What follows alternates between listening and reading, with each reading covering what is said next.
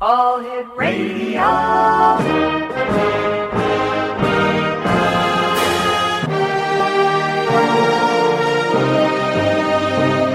Welcome to the X Zone, a place where fact is fiction and fiction is reality. Now, here's your host, Rob McConnell.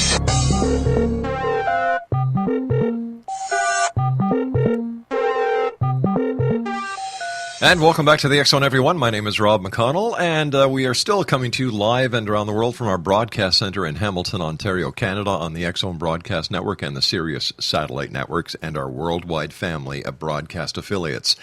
If you'd like to give us a call, 1-800-610-7035 is toll-free worldwide. Our email is xzone@xzoneradiotv.com.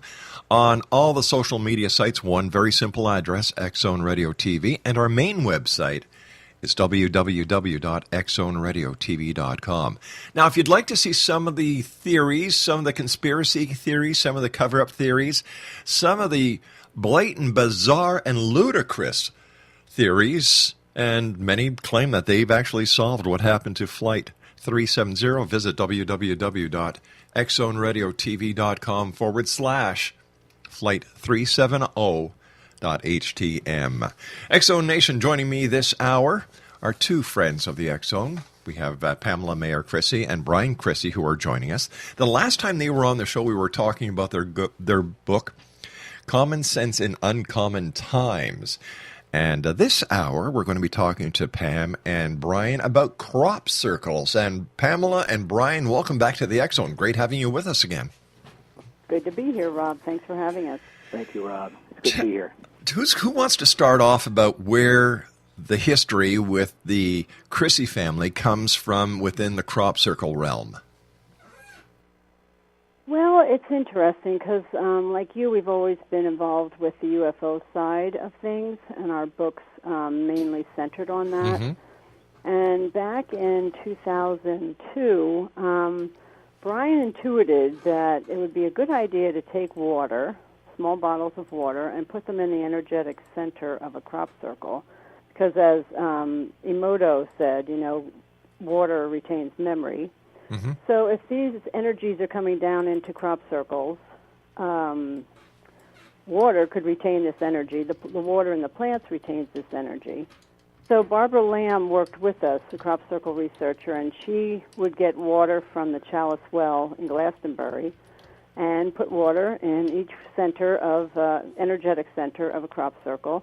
And then we've had them analyzed by Angel Rose O'Grady, the Akashic record reader, and they're all very different. They all have different energies, and they all have different purposes. So we've been doing that since 2002, and it's just grown as the crop circles have changed and grown. And last year we went over with Barbara and had an amazing experience with manifesting a crop circle, which many people have done. I mean, the communication back and forth between researchers and visitors between the crop circle makers and people is astounding to me. It's beautiful and it's gentle. And if we weren't hooked before, we were completely hooked after last year. And there are messages coming, and I think it is changing over there. We were talking a little bit before that some things aren't changing in some arenas, but over there I think people are picking up more and more information and knowledge from these crop circles. So we're completely hooked, actually, now. Where are they coming from? Who's making them? Why do they make them? Yeah. Well, these were the questions that were on our minds, too. And in the early years, we just followed our inner leanings to capture the energy because it seemed clear to anybody with a level head that these were not hoaxes, so there must be something there, and it seems to be energetic, so let's at least capture the energy and put it on the shelf so we can study it at our leisure instead of just having a few hours or days before some farmer mows it down. So we collected them all, but it wasn't until just a few years ago that we started working with Angel Rose O'Grady, the Akashic Records reader, and that kind of opened the door because if indeed she has this ability, which she seems to go into the Akashic Records where records of everything that ever happened are recorded. If she has the ability to go in there with specific questions and come out with specific answers, why don't we send her in with each one of our energy essences and have her ask the Akashic records, who made this? The same questions you did. Why? What is it for? How is it good or bad for us? What should we know about it? And she would come back with a reading. And every one of these 106 energy essences that we have has an Akashic records reading with it. And as we look at your question, like who makes them, well, isn't that interesting? The usual players, by and large, up into recent years, the Pleiadians are involved in a lot of them. Arcturians are involved, Sirians, Andromedans. Some of them come from inner Earth people. Some of them are angelic. And starting a year ago last summer, we started having some players involved that had not been very active before. All right, guys, I have to take a 2-minute commercial break. Please stand by. Exxon Nation, Pamela, Meyer-Crissey, and Brian Crissey are our special guests. Their website, www.notmadebyhands.com. My name is Rob McConnell. This is the X Zone. We'll be back on the other side of this 2-minute commercial break. Crop circles, this hour here in the X Zone.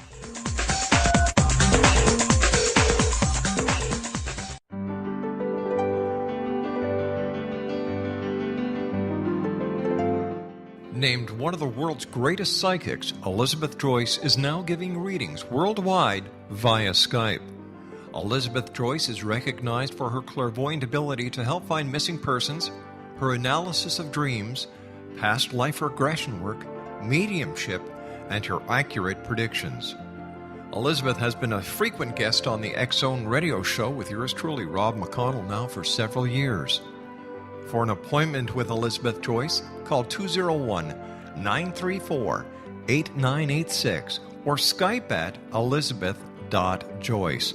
And for more information, you can always visit Elizabeth Joyce online at www.new-visions.com.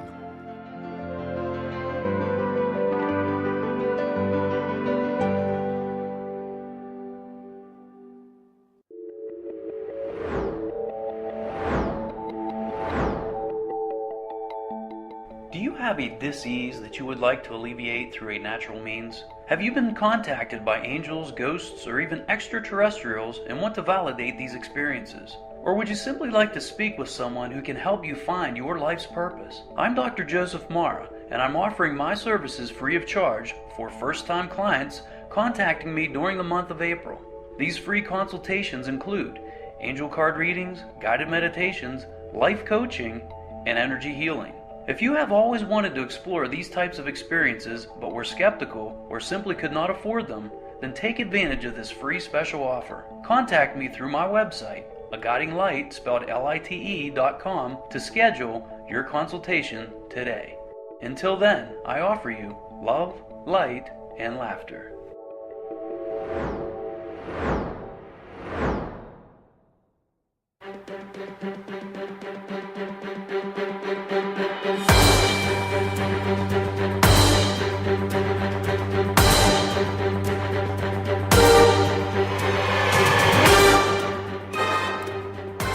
We're talking about crop circles this hour here in the X Zone. Our special guests are Pamela, Meyer-Crissey, and Brian Crissey. Their website is www.notmadebyhands.com. I was asking you where or who was making these crop circles before we went to the commercial break, and you gave me a list of both extraterrestrial, angelic, and inner Earth residents who are trying to get a message across. What is the message they're trying to get across, and why don't they just make direct contact? Well, nobody knows anything, you and me and everybody else included. If they think they know something, they probably don't. So we just kind of suspect things, and with greater and lesser degrees of certainty about that suspicion. But what we suspect here is that the Earth is a free will planet, and we have a right to be here and mess it up or solve the problems on our own. And which means that the beings out there, whatever dimensions and places they come from, are by and large going to be respecting that. They're by and large seems like they are law-abiding. They have their own laws, and they have some kind of a prime directive, which is to not interfere with the primitives. That's us. So we're in this alone, but they do seem to have the idea that they can leave clues for us, and that's what we see in the crop circles. These are events that occur that are not explicable in any way that's consistent with our understanding of physics and geometry and the rest of the things that we know. So what I think they are trying to say to people who are open-minded to it, and not trying to force anybody's hand on this, but those who have enough common sense to say, well, something is going on, what is it, and they're opening to it, they're basically saying, hey, the world is much bigger than what you thought, and we are here, and you are not alone. And here's some interesting clues that you can use to try to figure it out on your own. But if they want to communicate, if they want to communicate, if they want to get their message across, why all the cloak and dagger? Why all the mysticism? Why all the mystery? In my opinion, and this is just based on how I feel and how I see it, if you want to get a message across to people, you do it as simply as possible. Well, I think that's what they might be doing. But you have to have eyes to be able to see it, and the researchers over there definitely have eyes to see it. They're clearly showing us a new science. They're clearly showing us that there are beings that are way beyond us in intelligence and capability, that, balls of light can be floating around the field and a crop circle appears in the middle of the night. Beams of light come down even during the day from as high up as you can possibly see, and they are showing people new math.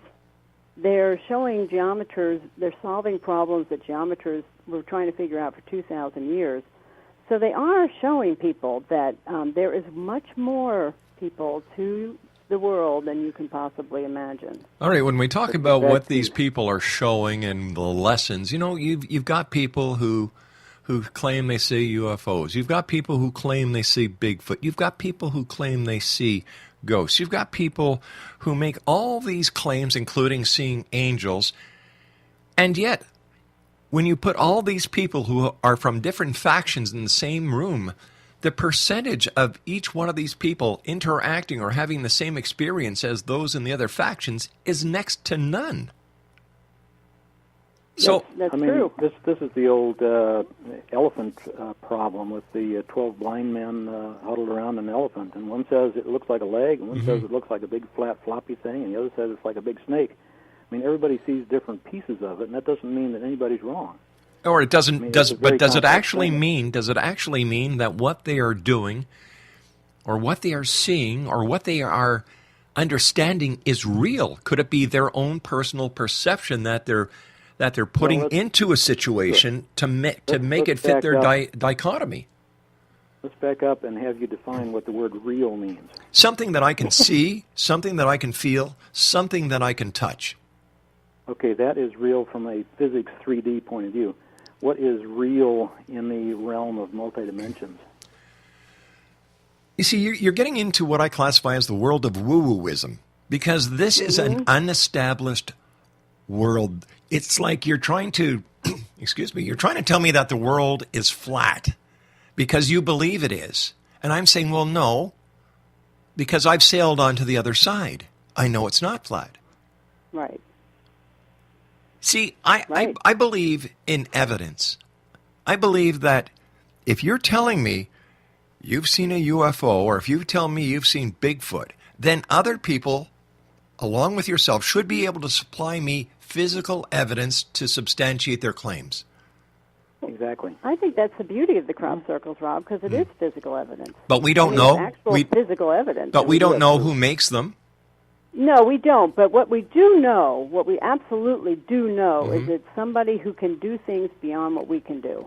That we do know. Because nobody really is capable. Excuse me if I'm wrong here, but haven't there been a number of these crop circles that have been hoaxed? Absolutely. Yes. Has there ever been a painting that was hoaxed by Van Gogh? Definitely. And does that mean that Van Gogh didn't exist? No, but it doesn't. But what it does mean is that the person who is claiming to have an original Van Gogh doesn't. And that is a fraud. Yeah, those frauds are frauds. We're talking about the ones that are not frauds. If you have only one crop circle that has not been hoaxed, right, this is a totally new discussion. And there's definitely differences between the hoaxed crop circles and genuine crop circles. All right, tell me, if these crop circles are real, why aren't they being done throughout the world? They are. There's been 10,000 of them. Well, they actually are. I'm in Canada. Where has there been a crop circle in Canada? They're Canadian crop circles. They're American crop circles. The good question is, why aren't you hearing about it? Does it affect my? Does it affect my day-to-day life? Does it affect my day-to-day life? Number one, is it as important? Is it important to me as putting food on the table of my family? Is it as important to me as my religious beliefs? No. Do I think it's fringe? Yes. Do I believe it? No. Have I seen one? No. Have I seen a lot of people who take advantage of this situation for personal gain? Definitely. Well, you must go to England, Rob. You must go see one of these. It's only through experience that you'll be able to change those perceptions of yours. But what happens? But what happens if I go there? And nobody knows. It's unpredictable. You see the complexity, you feel the energy, and it's a different experience. It truly is. And maybe we're running out of time. We have a break coming up, but we can explain it more on the flip side. I don't know how much time we have. We've got 4 minutes and 50 seconds left. Okay. Well, there's the difference is dowsing. You may not believe in dowsing, or you may believe in dowsing, but you can douse the energy of the crop circle. You know when a wheat crop is getting dried out and it's ready to be cut down, harvested, the heads of the wheat bend over. They just curve over, and you can't straighten them. But inside the circle, the wheat heads are perfectly straight. They have found balls of electromagnetic energy underneath the soil in real crop circles. And these things are made and woven in such beautiful designs in the middle of the night. People have done them for sure, but they're usually footprints. Instead of the crop being just bent over, they're broken. They're sloppy. It's not as neat. There's lots of differences that you can tell between a real one and a hoaxed one. And yes, people can make them, but usually during the day and lots of hours. In a nutshell.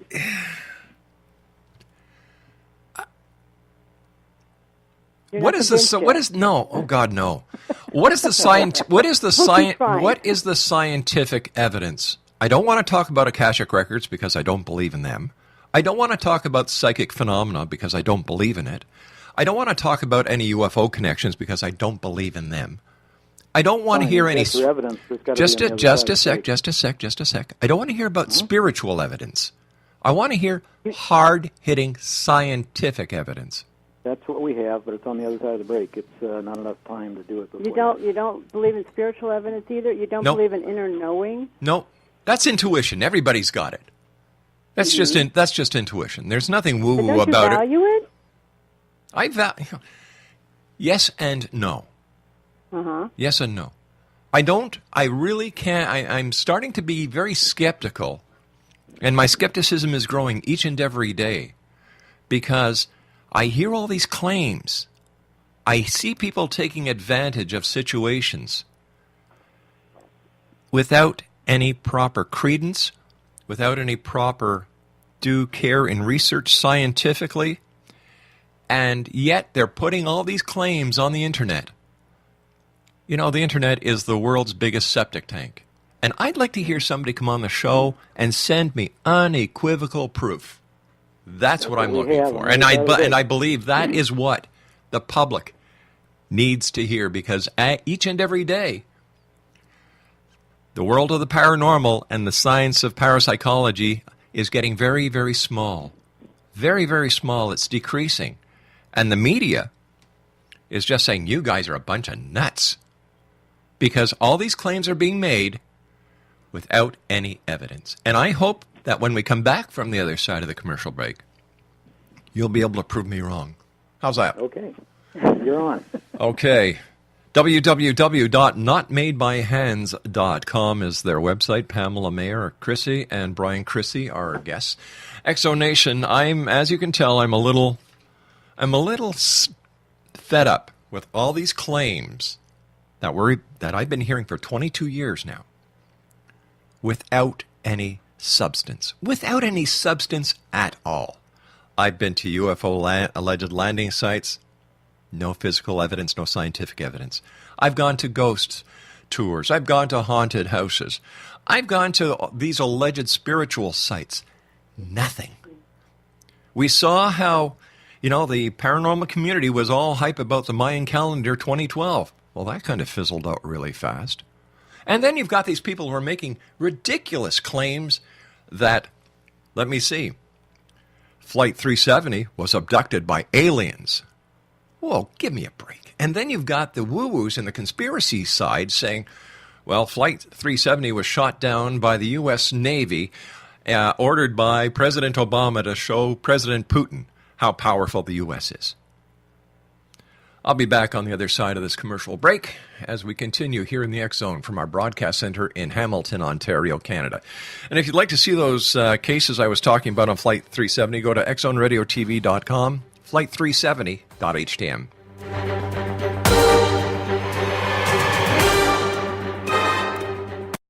Are you considering calling a psychic to read your situation?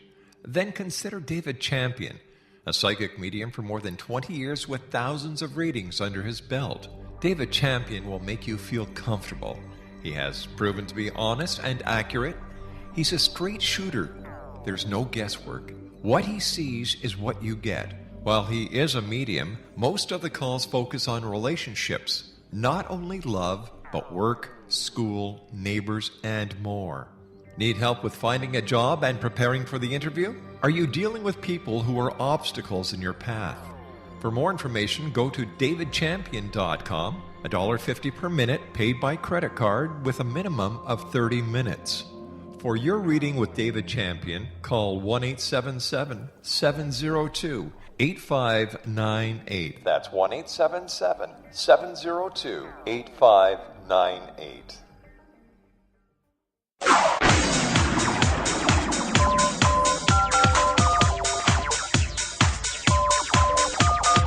Now you can dial in to listen to the X Zone radio show from anywhere in the world with Rob McConnell 24/7, 365 by dialing 213-401-0080. That's 213-401-0080. If you have a mobile phone or landline, the X Zone radio show with Rob McConnell is now at your beck and call at 213-401-0080. That's 213-401-0080, 24/7. 365.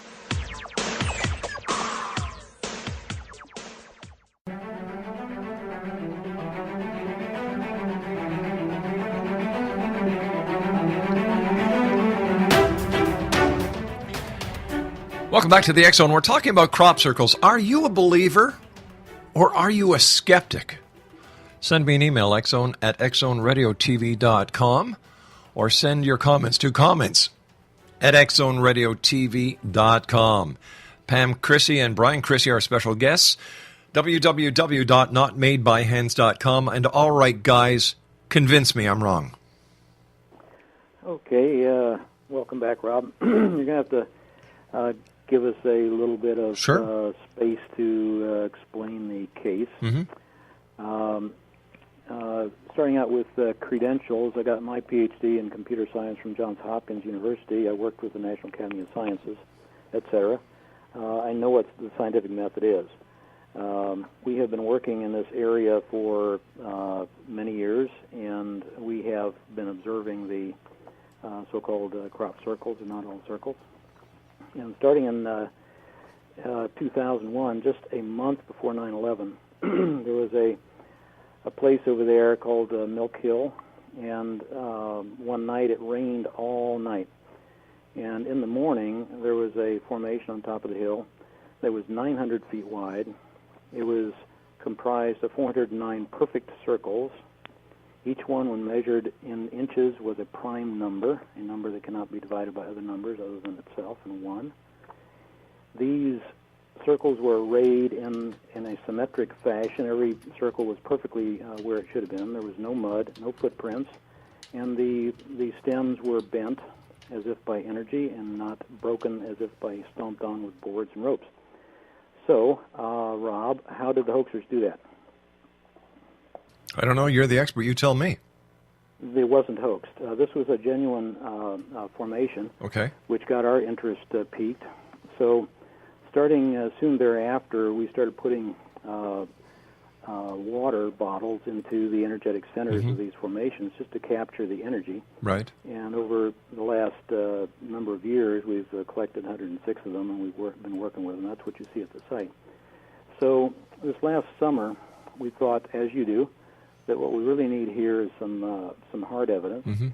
So we started with a design that a person was led to in an interesting way. She was led, as people are, in some interesting way, inexplicable, to focus on a particular one of these energies, and she started working with it. And she started feeling that what she needed to do is to take apart her beaded jewelry and reassemble it in patterns that were occurring to her.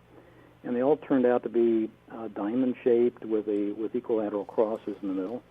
And at one point, she got one that she felt we needed to take to England with us, and we took that.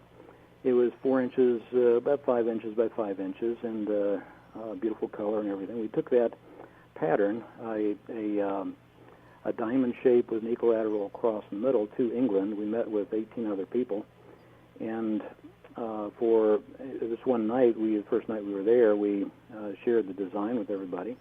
We all agreed that in our own ways we would ask the circle makers, whomever they were, to give us a crop circle of that form. And so next morning, we hadn't heard of anything, so we meditated again on it the next day. That second day, we found out that a crop circle formation had appeared within just a few miles of where we were. And what was its form? It was a diamond shaped with an equilateral cross in the middle. And we knew implicitly, without any proof, that this was the design that we were asking for, and it showed up in the field. So one event. Well, that is just coincidence. But if you know anything about statistical proof and significance, you know that what you have to do is look at the probabilities of things, and if they are sufficiently improbable, then you have to reject the hypothesis that it's all just random. So the hypothesis was that the crop circles were random, they're unresponsive to human intention, and we put that out there, and we had this one circle. Well, then it turned out the next day we had another one. In fact, we had two more. We had three in a row. All of them were diamond-shaped with equilateral crosses in the middle. All three of those occurred over a 2-day period after we asked for the circle makers, whoever they are, to create a design. We got three in the form that we had asked for. We got that. So how do you look at this as scientific evidence? Well, what you do is you say, well, okay, if this is a natural process, how many of these circles are of the type that you could say, yeah, there's another diamond-shaped one with an equilateral cross? Well, I surveyed all of the formations in England back to the year 2000, and I segregated them into ones that could be called diamonds with equilateral crosses and those that could not. And I found out that 2% or so of the formations were of that type. So what's the probability that you have three in a row of that type? Well, 2% of 2% of 2%, which is way below 5%, which is necessary to get significance. It's way below 1%, which is highly significant. It's almost impossible to measure. It's so improbable. So we had to reject the hypothesis that these were random events unconnected to human intention. And that's what we came up with. That is the scientific proof that something is going on here. And so what we have is a scientific proof that we are in two-way communication with some intelligence that is greater than ours, and it's not us. And that's where we came out with. All right, let me ask you, where were you, once again, when you asked these circle makers to make you a circle?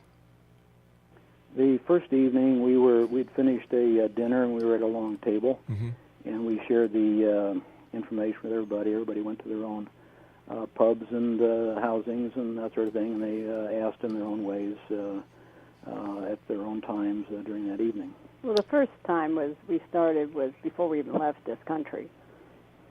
Okay. That's when it first started. Now this was in which country? England. Okay. We started from the United States and went to southern England. Okay. Now, were there any specifications as to where this crop circle was going to be formed? Did you have any idea? Did you ask where this crop circle was going to be formed? No, the criteria was that it would be a diamond shape and it would be an equilateral cross. Okay. They could do anything around it and in between, but it had to be a diamond cross and equilateral. All right. Equilateral cross diamond shape. Now, the second night, or the second crop circle, how far from the first crop circle was it formed? We didn't measure. It was pretty far. It was a few miles. About a half. It's all in Wiltshire County. Okay. And No, the first one was in Wiltshire County, and the second one was across from Stonehenge.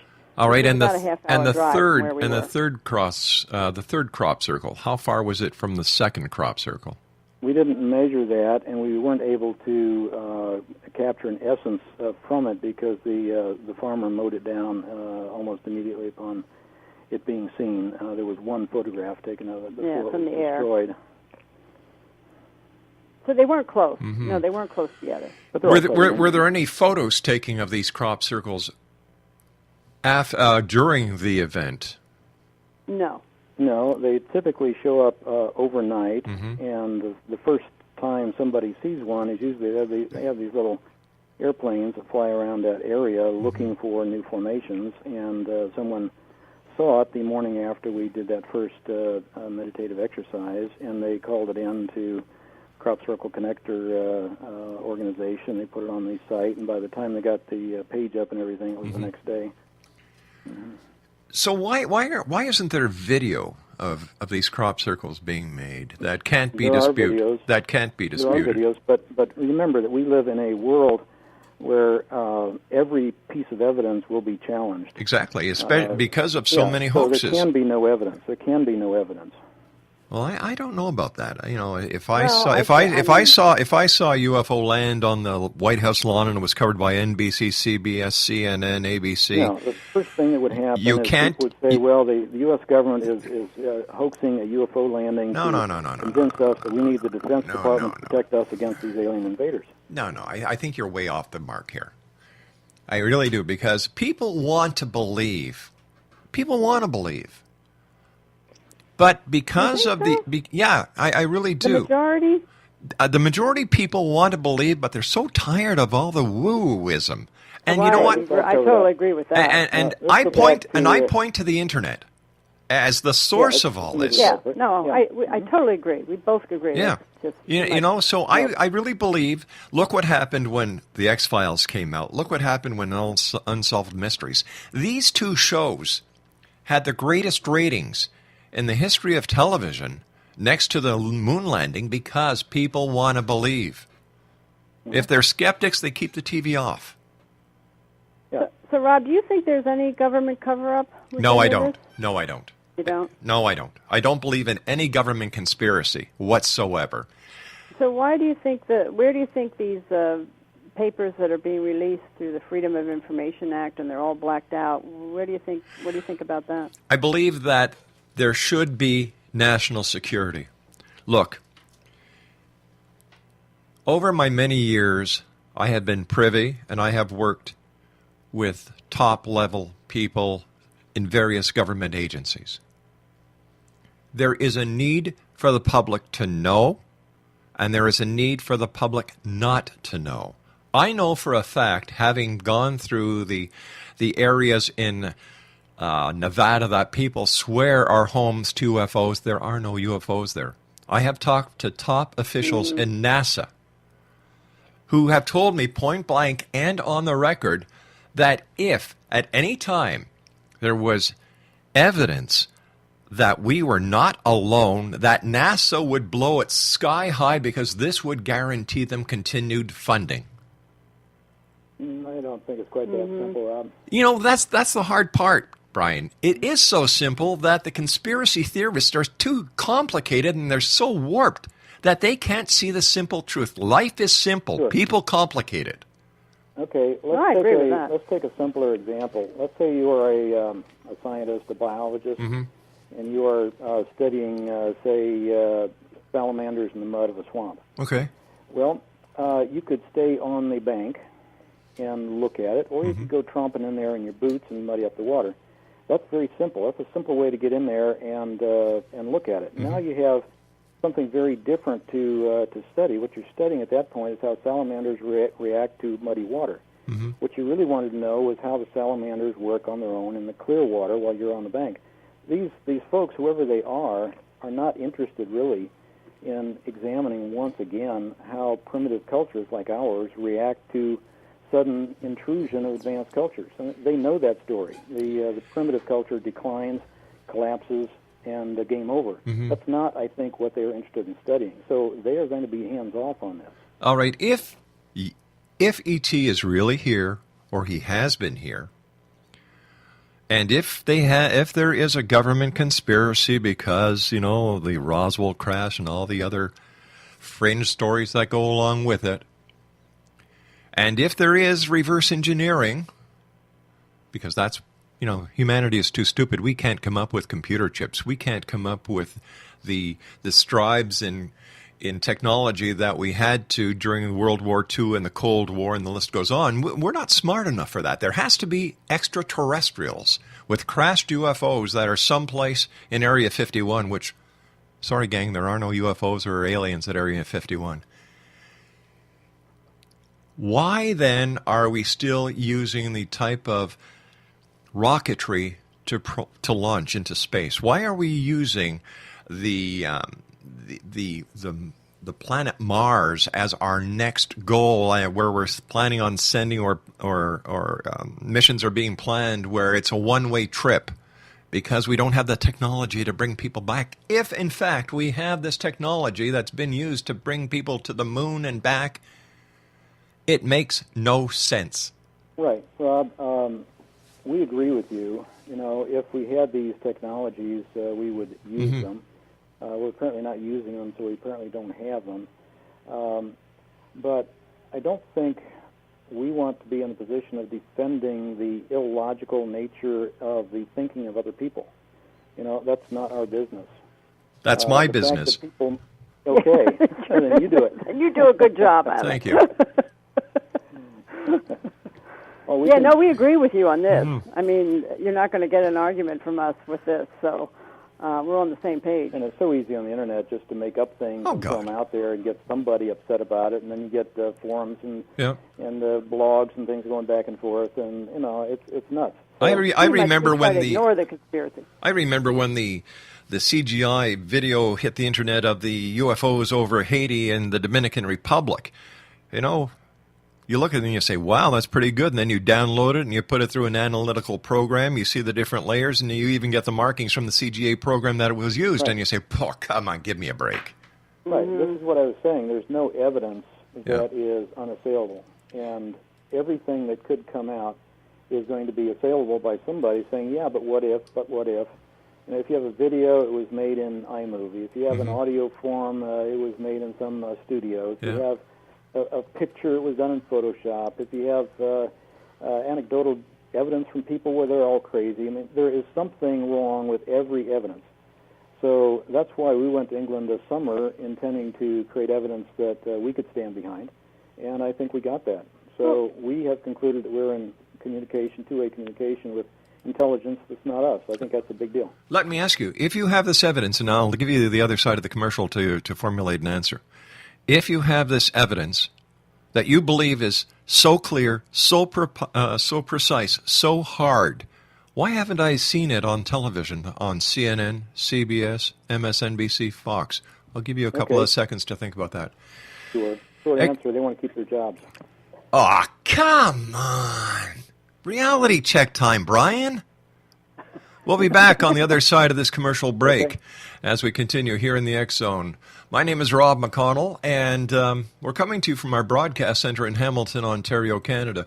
Our website, www.xzoneradiotv.com. All our podcasts are there. I'll be back. Don't go away.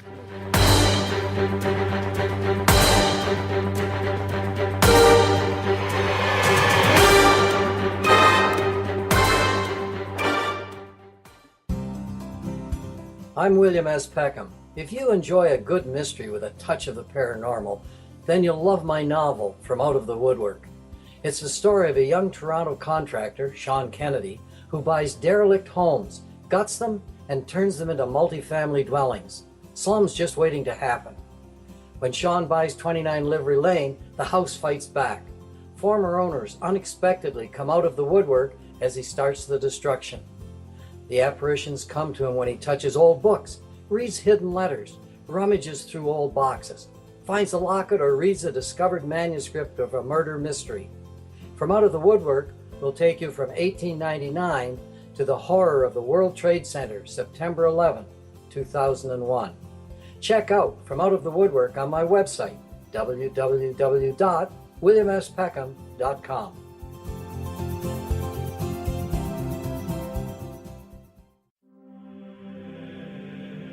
Rob McConnell here, presenting an overview for Nicholas Paul Jennings, author of a fascinating book, Amen. It presents facts revealed by Egyptologists, facts that enable us to understand why Amen is the beginning of creation of God. It provides recommendations for religious leaders of the major religions to unify their beliefs and teach the Word of God. Love one another. Amen informs people how mankind conceived God. It was the Egyptians that developed the concepts of a soul, a hereafter, and Son of God. And finally, after the worship of many gods, they conceived the belief in one universal God, the maker of all there is.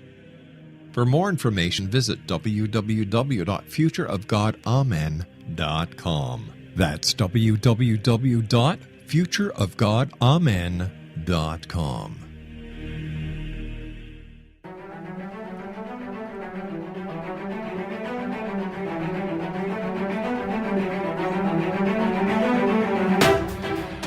Pamela, Meyer-Crissey, and Brian Crissey are with me here this hour on the X Zone. They're trying to convince me that crop circles are real. Their website is www.notmadebyhands.com.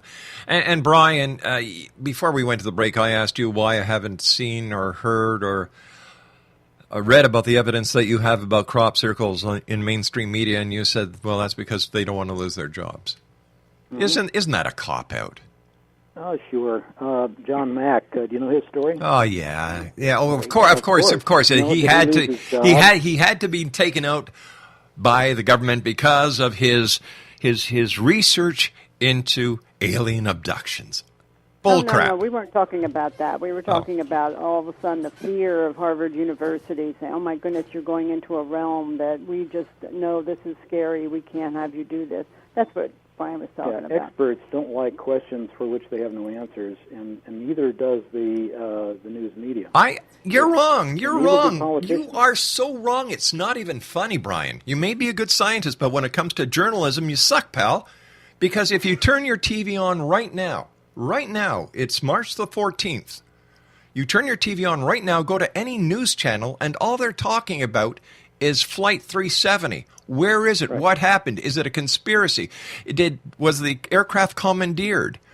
They're looking for hardcore answers. They're not afraid to lose their job. They are saying, prove it. Where is this aircraft? Well, what happened to 239 lives? Sure. An aircraft incident is in the 3D world that you want to see the evidence in.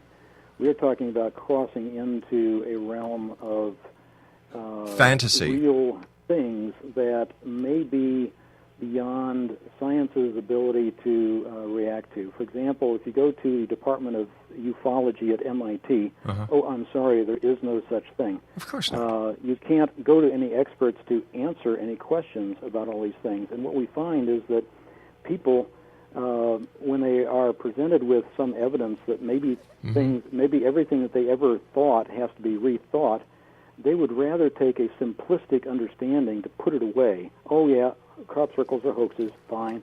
I'm done with that. What else is on TV?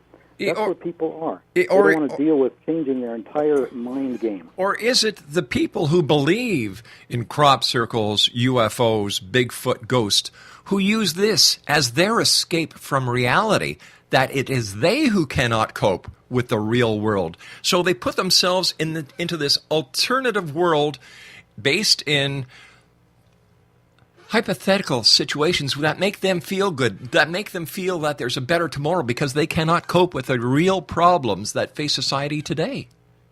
Well, I can't answer for everybody, that's for sure, neither can Brian. But personally, I think it would be a heck of a lot easier to be in the, quote, real world than in the world we've been in for 20-some years, because this one can, make you crazy. Yeah. And, we were talking a little, I think, before we got started about common sense, and I think for me it basically got down to common sense, like the name of our book, Common Sense in Uncommon Times, to stand in some of these crop circles. Hey, guys, I hate to do this, but we're running out of time. We have to hold it here. X-Zone Nation, our guests this hour, have been Pamela Meyer-Crissey and Brian Crissey. Their website is www.notmadebyhands.com. And on a credibility level of 1 to 10, I would give this entire crop circle scenario a big, fat 1. And even that's pushing it. I'm not a believer. I have not seen proof. I just can't believe that people actually buy into this, and I believe that what these people do is enter a realm of pseudo-reality because they believe it's real, to escape their own problems or to profit by it. Go to www.notmadebyMyHands. Check it out. That's www.notmadebyMyHands.com. Tell me what you think. X-Zone at xzoneradiotv.com. I'll be back after the news. Don't go away.